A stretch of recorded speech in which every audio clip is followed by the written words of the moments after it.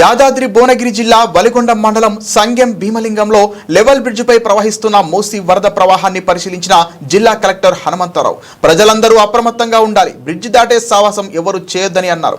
అధికారులు ఎప్పటికప్పుడు అప్రమత్తంగా ఉండి ఎలాంటి ప్రాణ నష్టం జరగకుండా చూడాలని జిల్లా యంత్రాంగాన్ని ఆదేశించారు. ఇప్పటికే వాతావరణ శాఖ హెచ్చరికల నేపథ్యంలో ప్రజలు అవసరమైతే తప్ప ఇంటి నుండి బయటకు ఎవరూ కూడా రావద్దని కోరారు. విద్యుత్ సిబ్బంది 24 గంటలు అందుబాటులో ఉండాలని, విద్యుత్ అంతరాయం లేకుండా చూడాలని సూచించారు. జిల్లాలో 5 నుంచి 6 మండలాలను స్వయంగా వెళ్లి పరిశీలించినట్లు జిల్లా కలెక్టర్ హనుమంతరావు తెలిపారు.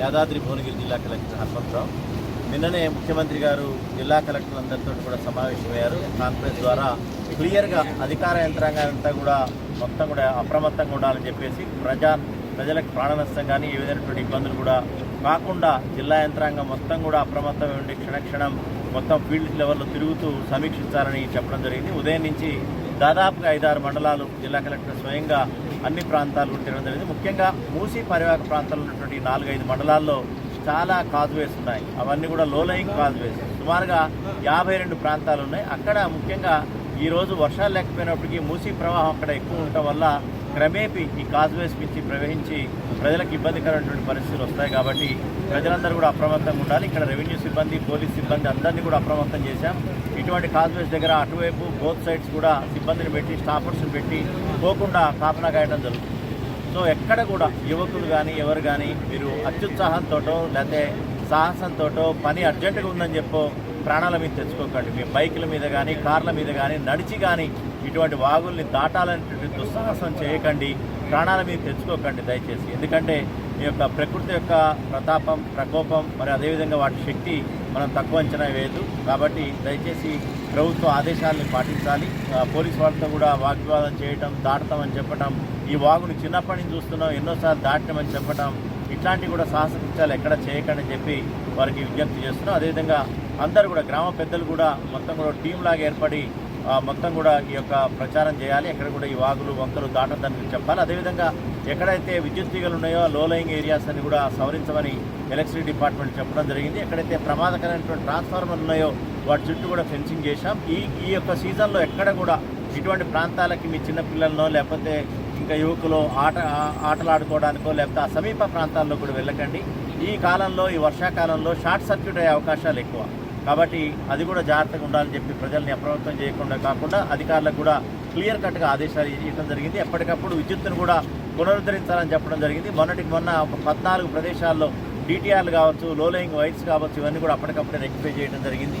అంతేకాకుండా వైద్య శాఖ, అదేవిధంగా ఫైర్ డిపార్ట్మెంట్, ఎస్డిఆర్ఎఫ్ వీళ్ళందరినీ కూడా అప్రమత్తంగా వచ్చాం. ఏదైనా సరే విపత్కర పరిస్థితి ఎదురైన బోట్లతోటి ఈ ప్రభుత్వం వచ్చిన తర్వాత మనకి ఆల్రెడీ ఎస్డిఆర్ఎఫ్ అని చెప్పి ప్రతి జిల్లా కూడా మనకి డిజాస్టర్ రెస్పాన్స్ టీంలు ఉన్నాయి.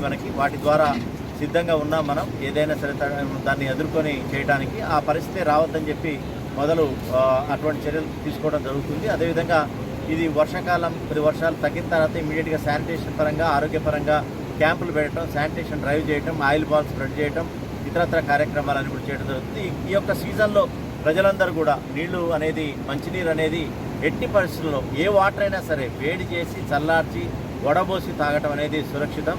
ఏ విధమైనటువంటి డయేరియా కానీ ఇతరత్ర వ్యాధులు కూడా రావని చెప్పడం జరుగుతుంది. అదేవిధంగా ఈ డెంగ్యూ వ్యాధకమైనటువంటి ఏదైతే ఉందో ఈడీస్ ఈజిప్ట్ దోమ అనేది పగటిపూట కలుస్తుంది. కాబట్టి దానికి కూడా సురక్షితంగా ఉండేటటువంటి చర్యలు చేపట్టాలని, అదేవిధంగా వాటి నివారణ కోసం కూడా ఈ ఆయిల్ బాల్ స్ప్రెడ్ అనేది కూడా త్వరలోనే పెద్ద ఎత్తున కార్యక్రమాన్ని చేపడతాం.